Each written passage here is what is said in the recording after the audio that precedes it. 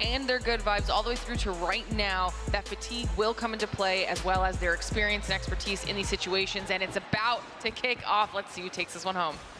Thank you so much, Lauren. We will get all of your expertise and opinions once we are done with this series. Could be a 2-0, could be a 2-1. Regardless of the matter, only one team will find themselves continuing on this day to try to compete for a spot in that top 8 situation that is going to continue on through the rest of the weekend. One of these two North America powerhouses will end up going home. Summit Hardpoint for Team Mayhem was a map mode combination that actually played against Inco of all teams earlier, Gil. They lost it, 219 to 250. This is supposed to be a show, and a show it is, as this NA region has to eliminate itself. At least one of those teams will go home early on day number 1 as we begin this kill action. We don't have to wait for it. Immediately getting everybody running all over the place. We are gonna get to see Jesus with R9 finding a double kill, immediately taking the triple now onto Rehan and standing the control over on point number 1. Goes back up onto point number 2, shoots at a wall, does not matter too much. He knows that there may be someone behind him, goes for that kill, takes it like it's nothing. Just makes it look easy. Jesus in here with a force spree will go for the 5th one. Unluckily enough for him, at a distance there was space, ready to take that kill. Estog also putting in a lot of work, and here we take a look on Torino. 7 kills for Jesus, 7 kills for Estog. Could just be the usual suspects you have to be looking out for. Space though, able to find himself too. Estog solo cleaning up house soon afterwards, and now you have 35 seconds you can soak up if you are Tribe Gaming here on P2 before you really have to take a focus over towards P3. But I like this call coming through from Tribe, just conceding a decent amount of space, making sure that they have P3 spawns intact, knowing damn well, Gil, that that's the first money hill in the rotation. Yeah, it's important. It's important for you to get there safe and sound. I already see Rivalo trying to secure that area. They got knocked out of that hill, and it seems like they're gonna be just willing to give it up. Unfortunately enough, Solo spawning all the way across. It's not great, but doesn't matter too much. His allies are still remaining alive where they have to, and as such, the spawns will continue to be in favor of Tribe Gaming. They gave up quite a few seconds over there onto P2, but now on point number 3 is going to be the deal that they need to go after as they take down those operators. Estog with the Sparrow, Solo with the Equalizer.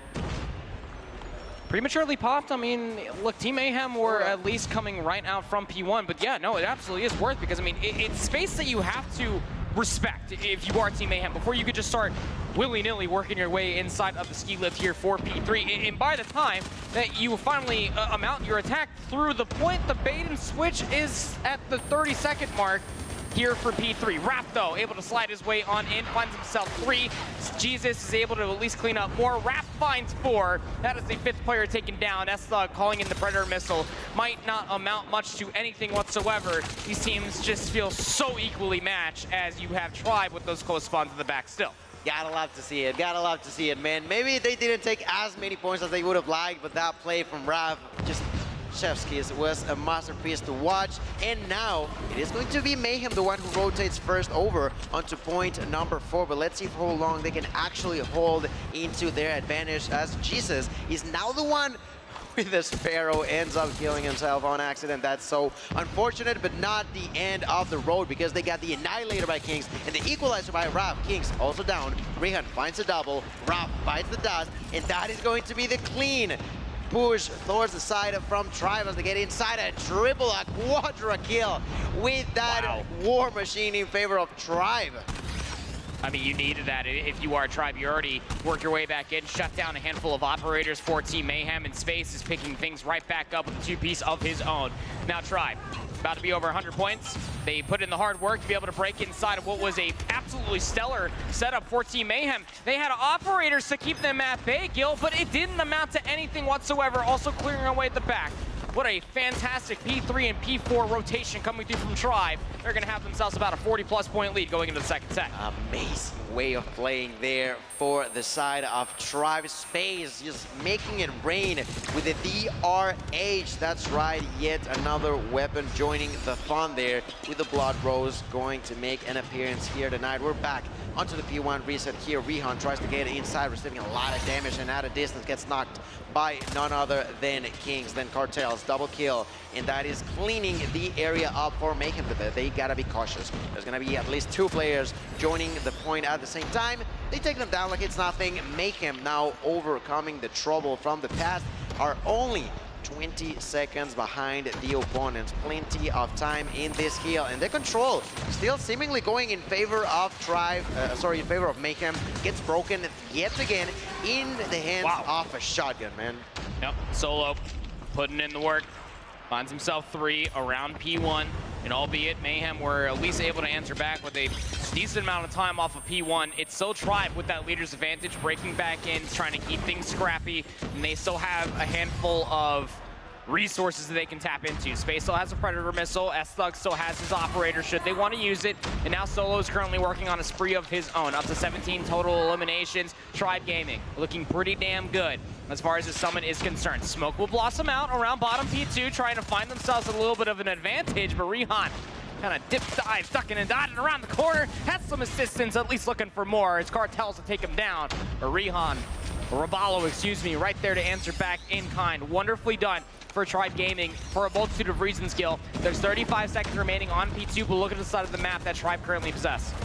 Look at those numbers. They are still in favor of Tribe. Another War Machine in the hands of Rabalo finishes off that kill onto S-Thug at a distance. Let's see how much more they can do with it. Team Mayhem trying to get inside on P2, not being possible so far. Cartels with the double will finally make it happen, but there's only 10 seconds left. Has to find a triple and does it like it's nothing. Quadra now in favor of Cartels, goes for the penta, but Space finally gonna slow things down. He's like, you gotta take a break, my man. Problem is that Mayhem got there first this time around. It was Tribe on the first rotation. Triple now from S-Thug. Sparrow, but gets taken. Oh, still alive. Quadra now for Jesus with that Sparrow, taking much value off of it. So far this game, operators are just being key part of both teams. Predator missile being called in for Solo is only able to find at least one. That's not going to be enough to break up the monotony for the spawns. You still have one player that was lurking around the back. It was S-Thug, and Blur is actually going to pull out the War Machine himself. That is a great call off of Jesus being able to find 4 there with the Sparrow. Blur's there with the War Machine, keeping them at bay. 30 seconds in towards the bank of Team Mayhem, bringing this lead just down to about 10, and it's going to get shaved off completely. You would feel the spawns have flipped, and you feel like at an inopportune moment if you are Tribe, but you have to try to get reinforcements in here. Kings is just dancing with the devil. Cartel's there for the switch as well. It's just 12 seconds you're able to get for Tribe. That means the Team Mayhem, again, have the spawns in the setup for new. They just can't allow to get broken up as easily as they did in the first set. Okay, great job down there by both sides. Pam gonna be used by, not too sure if that was the hands of Mayhem, but we'll witness how they move forward. Once again, both Annihilator and Equalizer are used at the same time, but Raph immediately gets knocked out by S-Thug, and now it is Tribe, the one with those 2 on top of the Claw that was taken out for a ride by the hands of Space. Jesus cannot do anything about that. Solo with the double, now triple, now quadra kill in his hands. Rabalo gonna help him out. The use of the 100 killer drone at a distance, and Solo just ramming over the opponents, just crushing their dreams. Will allow his allies to continue to have things under their control. Finally, we're gonna see the breakthrough coming down from the hands of Mayhem, but the advantage is always there in favor of Tribe. Mayhem, sorry, has to find something to be done in here, or else they could find themselves in trouble, but they close it down. It's actually a really big break coming through there for the last 20 seconds here of the second set of Hardpoint, and it'll actually allow Team Mayhem what feels like forever in this map number 1 to be able to flip the lead ever so slightly. It'll be about a dead even game going in towards the 3rd and final set here on Summit in between these 2 NA powerhouses again. Loser of this series ends up going home. This map 1 might just set the precedent for how this rest of the series will end up panning on out. A lot of operators invested there as far as P4 is concerned. 3 to be exact for Tribe. 2, I believe maybe 3 for Team Mayhem. So going inside of P1, it's realistically the shotgun that Solo just keeps getting away with highway robbery, but it's shut down almost immediately. Wrath there with the hunter-killer drone, able to at least find one. It is a swarm around P1, and Team Mayhem find themselves over the double century mark. Oh my goodness, Mayhem with things under control, but not that much, if I'm being honest. 30 seconds left inside of this skill, and Mayhem are making it happen. We're gonna see the push here from Rehan. Now with the Fennec, has to be cautious. There's plenty of enemies all over the place. Gets taken down. That's a double once again for Raph. The shotguns all over the place. The players are trying their hardest. Mayhem getting dangerously close to victory. Tribe has to do something here. 21 points is what's standing in between victory for the side of Mayhem. Once again, a few extra seconds before we move on to P2. 5 seconds and P2 will pop. 16 seconds is all Team Mayhem need to be able to put this game one to rest. It feels like that they have become the Hamburglers of map number 1. Tribe have been leading for so long. Operators in the back pocket for Kings.